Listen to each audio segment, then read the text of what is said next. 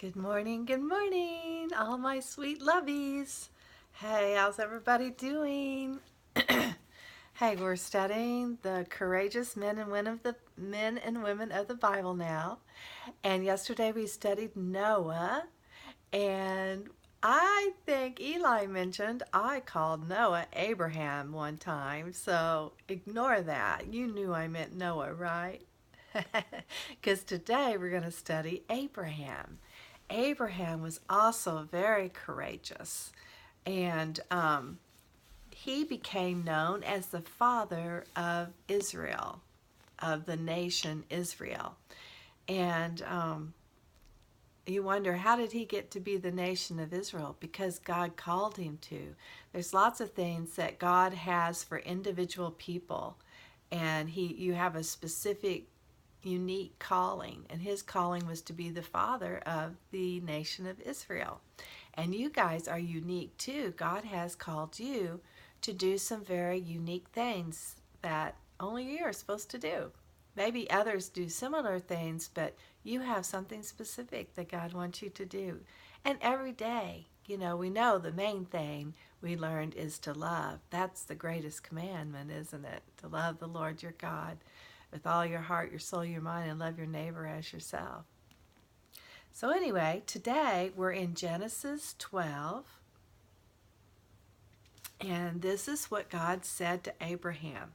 Before he called him Abraham, he gave him a new name. His new name was Abraham, but his old name was Abram. So the Lord, look at chapter 12 of Genesis. Remember, Genesis is the first book in the Bible. Chapter 12, verse 1.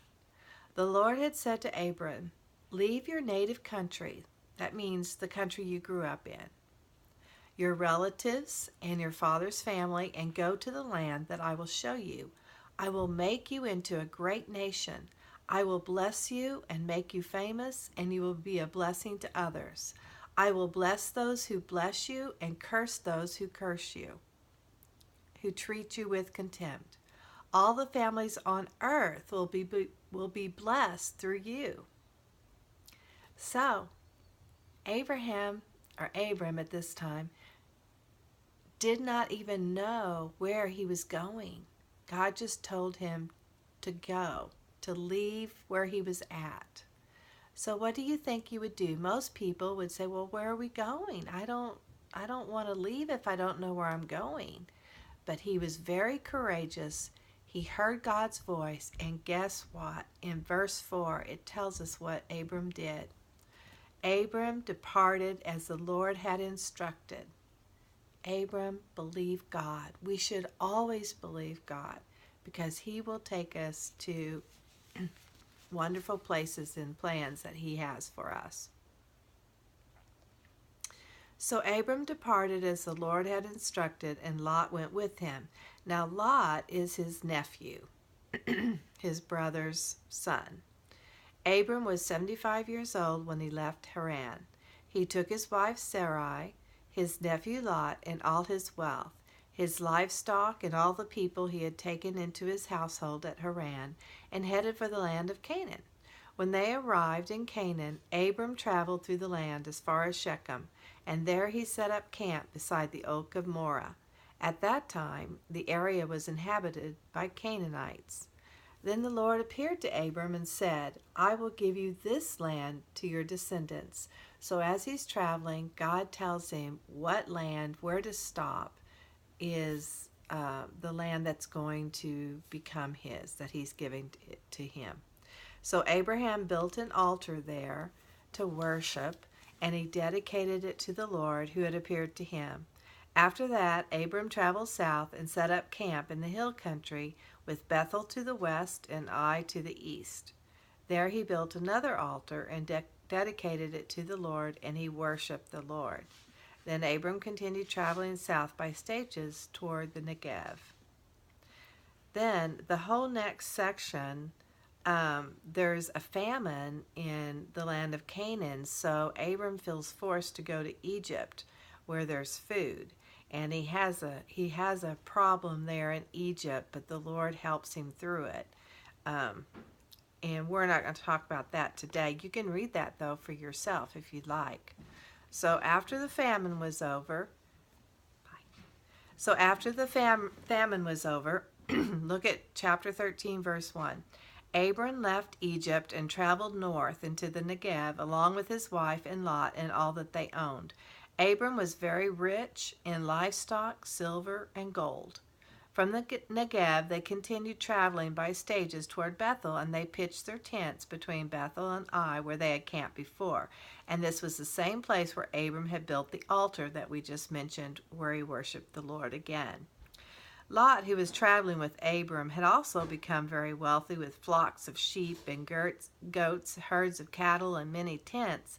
But the land couldn't support both Abram and Lot. They had too many flocks and herds living so close together. So disputes broke out between the herdsmen, the guys who took care of their sheep and their cattle, of Abram and Lot. And so in verse 8, finally Abram said to Lot, "Let's not allow this conflict to come between us or our herdsmen. After all, we are close relatives. The whole countryside is open to you. Take your choice of any section of the land you want, and we will separate. If you want the land to the left, then I'll take the land to the right. If you prefer the land on the right, then I'll go to the left." So Abram, he was a peaceful man. We never want to fight with our family or anyone for that matter, but he knew that wasn't a good way to live. So he was very unselfish. He said, "Lot, I'm going to let you pick the land that you want to live on, and I'll take the other." And in verse 10, it says that Lot took a long look at the fertile plains of the Jordan Valley in the direction of Zoar. The whole area was well watered, everywhere like the garden of the Lord of the beautiful land of Egypt. Lot chose for himself the whole Jordan Valley to the east of them, and he went there with his flocks and servants and parted country. So Lot, when he looked, he picked the best land. I mean, he picked what looked like it was the best land. It was beautiful, it had water, be great for, pastures for his animals. So he actually took the best land, what appeared to him.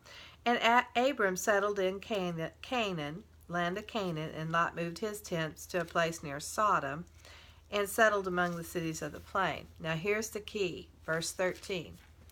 But the people of this area where Lot went, Sodom, were extremely wicked and constantly sinned against the Lord. Verse 14. After Lot had gone, the Lord said to Abram, "Look as far as you can see in every direction, north, south, east, and west. I am giving all this land as far as you can see to you and your descendants as a permanent possession. And I will give you so many descendants that like the dust of the earth they cannot be counted. Go and walk through the land in every direction, for I am giving it to you." So God was giving Abram the land of Canaan and telling him that he was going to have many, many, many, many, many, many, many, many descendants. In the meantime, you know what? Maybe we should finish this tomorrow. We'll finish talking about Abraham tomorrow. Now remember, you guys, when God tells you to do something, be courageous and do it, because he has good plans and good purposes, and he has a calling for your life and special things for you to do. But our mission is always to love, to show love and to show kindness every day. So I pray that you do that today and that you have some fun. So I remember that I love you too. Okay? Bye.